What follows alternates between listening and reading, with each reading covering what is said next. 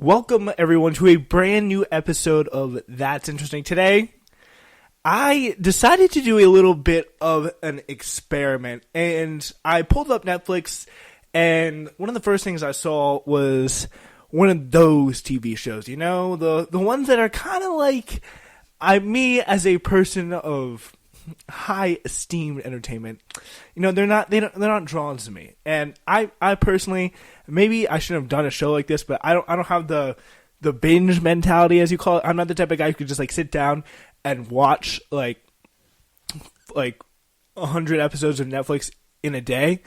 But the thing is, this is a type of show. This is a show that you want to binge. That we're talking about. We're going to be talking about Outer Banks, the TV show, the kind of teen summer drama on, and it's really kind of like it's kind of just the perfect like coming of age like teen story, and there seems to be a little bit of like murder mystery, gunshots, a lot of intrigue coming. I just watched the first episode, and here with me to break down the first episode and just talk about the show as a whole is a master of the Netflix arts, my sister Tatum Walsh. Thank you so much for joining me. Really appreciate you coming on the show today. Hello. All right, so Tatum, how would you describe Outer Banks to people who have never heard of it before? Well, it's a summer show, and it's a murder mystery, and basically like a big mystery about finding like lost gold. It's really good. So it's about lost gold. It's the kind of, would you say it's like your new obsession, like it's your new biggest, like it's your new show, it's your new top show? I'm waiting for season 2 to come out, like a lot. Yeah, it's number 1 on Netflix right now. So probably a good portion of people who may be listening to this, they have seen it. But we should probably start, for those of you who haven't seen it, of course there is spoilers, and listening to the show is almost as good as watching the real show, because I'm going to explain everything for you in a good and amusing way. So first, let's start with, obviously, Outer Banks. You've probably been there on vacation, maybe. If you're maybe live in that area, it's obviously a beach spot, similar to like Florida or Myrtle Beach, something like that. It's a place where you can go, kind of relax, sit by a lawn chair, and just chill out. But who knew, right? There was this much intrigue. So pretty much what we have here is kind of the way that you've probably seen, and if you've heard about the show at all, but you haven't watched it, you've heard this kind of like teenage voice explain. I forget the exact quote, but I'm paraphrasing here. There's two sides to the beach. There's people that have 2 jobs and people that have 2 houses. And that is the main character, John B. Rutledge, John Booker, yeah. Booker T. Washington.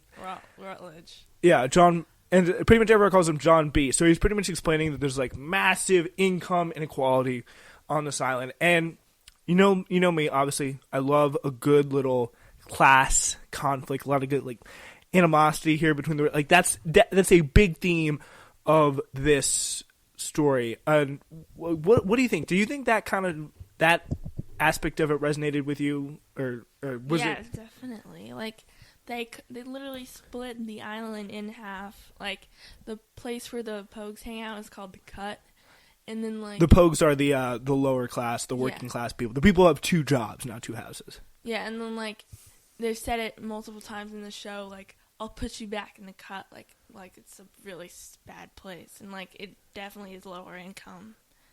Yeah, but from what I've seen, it's like it's really kind of a community. Like everyone knows each other. Like when they're driving out in their little boat, they're like, "Hey, you, what's up? How's it going?" Like they know, pretty much everybody knows everybody. Even he knows the sheriff somehow. Yeah, like they have he just one diner. Like they're somehow on a first name like he's somehow on a first name basis with the sheriff John B is. I don't know how that happened. Just like Officer Patinkin. Like he wakes up one day and there's like. There's this like sassy black lady being like, "You about 1 inch from the surface, baby." Yeah, like I think it's just because his parents are like all the way gone, and his uncle is so far away. They're just worried about him. Like, yeah. Is coming. And they have that kind of a responsibility. So let's set up your main characters here. We got the crew, the squad. We have 3 boys, 1 girl. John B is the main character, First, then we have JJ. JJ's kind of a little bit, kind of John B more to an extreme. Like, he's a guy who loves stealing things, comes from a poor background, and kind of has a chip on his shoulder, I think I would say, kind of about the whole world. His mentality is like, we've got nothing to lose, we better do it now. Exactly, yeah. He's a guy who loves to have fun, loves to do these kind of crazy things. And, yeah, he's a very interesting character because he's very big into the, conflict between the kooks and the pogues here. That's like the big one of the more interesting back and forth plots. Next, we have the kind of nerdy kid. Pope is a he's black like the kid. Brains. Yeah, he's and then we have Kiara. That's it. Yeah, I was gonna call her Sarah for some reason. That's the rich girl. We'll get to her. But we have.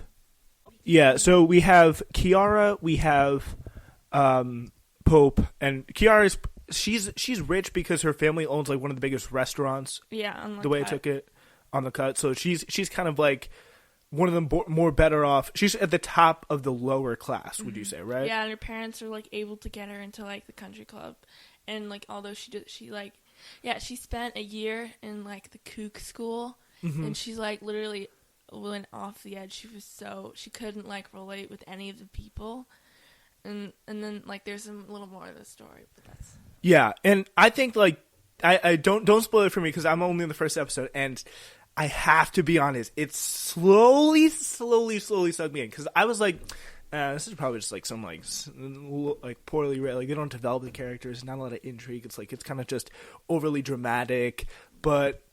I mean, as of yet, I kind of am getting a little bit drawn in. I'm gonna say I'm drawn in. I'll tell you where it really got me a little bit later on, but it is a little over dramatic. Like, not many of these things would happen in real life, but like, that's the best part. Yeah, but it's a TV show. It's a TV show, but it's not like it's completely unrealistic. It's not like, for example, Riverdale, where they're like that was BS. They're completely it's. Like they're so they're overacting, and it's like it just seems like it couldn't possibly happen. But it kind of like starts slow, and then you make leaps and leaps and leaps until it just makes more and more and more sense. It's it really is a softball for all the binge watchers out there. And they start the first like 10 or so minutes of the show, I'd say, kind of giving the outline of what happens here. They're kind of giving the intro, I'd say. And then, so they're all out on the boat. They have, I think John B owns the boat. And, so pretty much what happens, I should start by saying that he's, obviously, as you mentioned before, you alluded to, he's under a little bit of stress because the child services is calling him because his mom is out of the picture. His dad went looking for something, quote unquote, in the sea. We don't know what happened with that. And he's missing for 9 months at that time, and so maybe it turns into a year. But and he's already presumed dead. So, and then his uncle is apparently the one who's supposed to be watching him, but he's in Mississippi for some reason. And it really is kind of a cool scene, and it opens up with John B literally running away from the authorities with his friends after he drops a Pabst beer when he's pretty much hanging out in a wealthy house that's under construction. And he just runs away. And I mean, honestly, I think that is a perfectly okay thing to do, and there's nothing morally wrong with that whatsoever. There's a lot of other things that I would say that some may consider technically morally wrong, but I won't. But we'll get into that. So so they're out on this boat. John B, Pope, Kiara, and they find this boat underwater. So they investigate, and then they manage to find a motel key. It doesn't look good, right? But the group, they also missed a dead body floating nearby in the grass. So and then this is kind of where it gets funny. And apparently all three of the boys in the group actually like Kiara, but that's also revealed. Like, really personally, but like they think she's hot. That's it, and they like her as a friend. They've all tried it. They've all okay. Yeah, so that there's that element there, but I don't know if that's going to be too big of a thing. But that's their personal dynamic. But then, after we find the boat, we see the dead body. Then we go to the kook side for the first time, and there's this kind of polo shirt wearing dad with this woman named Lana, and they're in this like very nice house. And there's a guy like, and the storm just happened. Yeah, duh. There's a massive hurricane. So John B's foster care doesn't happen.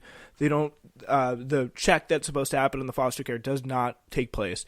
And there's also massive damage to the entire island. So they have workers coming out, and then of course there's the kind of the stereotypes of like stupid, spoiled rich kids, which I completely like. A non-self-aware rich kid, you can do, in my mind, and tell me if I'm wrong about this, you can just, mocking is completely okay. Yeah. And it's kind of good in my opinion. But anyway, so, and of course we get the first cut of the girl being like, Daddy, my internet is broken. I can't post anything. So, yeah. And then of course we have an older girl who, is that Sarah? Yeah. That is Sarah. Okay. We'll get to Sarah later, but she's literally one of the more stupid things I've ever seen. Pretty much what happened is, Tatum, you can explain this? And she's just like, some dead animal was on the ground from the storm, and people were like... It was a bunch of mice. It was a bunch of mice that were like running around on the ground. And birds were coming in and trying to eat it, and she was swatting them away with the tennis racket. Yeah, and the symbolism, like that stupidity is great, but the fact that she's also kind of doing it with a tennis racket as well is kind of like the perfect like symbolism of like... It is a little stupid, but you can tell from an early on point she has good, like, she's an environmentalist. Like her heart's in the right place. And also, Kiara is a little bit environmentalist as well. Too. So, yeah. Did it mention that they were old friends? What? Kiara and Sarah? Kiara, oh, yeah. The whole thing was they were their best enemies. Yeah. They're good friends in 9th grade and then best enemies in 10th grade. Yeah. They were like environmentalists together and stuff. So, yeah, John B. and JJ was the blonde-haired friend with kind of like chip on his shoulder. They check out this motel room that they find the key in the boat, right? And they manage to open up the safe, and then they kind of really get to a point where they never really thought they get, because they've had these exploits. You kind of get the sense like they've had these exploits, they've done these things, but never really has a gun and money be involved. So they break in this guy's hotel room, they see a little note on the safe, which now that I think about it, it's like kind of a layup. Like it shouldn't be that easy, but like it's literally written on a piece of hotel stationery, the safe combination. I mean, if he came into the hotel, he didn't own the safe. He doesn't like memorize. True. But yeah, it's like 66616 or whatever, and they open it, and there's like thousands and thousands of dollars and a little gun, and the suspicion is that he's a smuggler. But just as this happens, the deputy sheriff heads into the motel room looking for this guy who they think died, who we found out in the scene where Lana is talking to this rich dad who we don't know who that is. The guy who died, his name is Scooter, and they're looking for Scooter. They're like, is he in the hotel room? And then there's this kind of older graying man. There's a police officer who comes up again in the episode. So they check out the motel room, and then they kind of have to like skirt to the window. And this is kind of one of the times where I think you know a TV show's good. Like I felt compelled to turn down the volume as the cops were walking to the motel room. Where you do that, like to stay quiet or something? No, because it's just like I don't want to hear what's coming. It's like I'm trying to avoid the inevitable. It's just like I got nervous for them. It was like, are they going to be in there? Do they know he's coming? And like the other two are kind of keeping a lookout, and they're just like trying to throw little stones at the window to warn them. But they eventually managed to do it. And then kind of once they entered the room, like the cops entered the room, you kind of knew they made their escape. Like that was kind of easy. But yeah, they managed to do it. The cop kind of like looks out the window, checks both ways, and of course they're kind of hiding just on the side of the window, just out of view, but it really kind of looks like they're not out of view. He's like, nothing to see here, dusts off the hands comically, walks away, and they